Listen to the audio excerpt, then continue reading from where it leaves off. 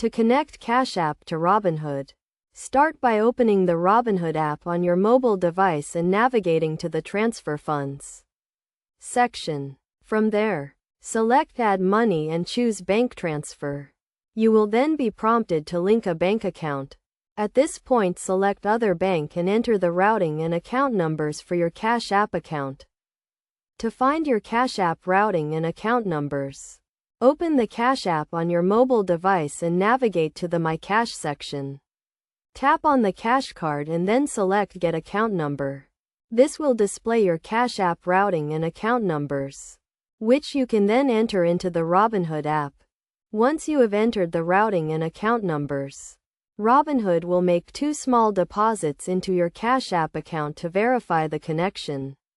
After the deposits have been made, return to the Robinhood app and confirm the amounts of the deposits. This will complete the connection between Cash App and Robinhood, allowing you to transfer funds between the 2 accounts.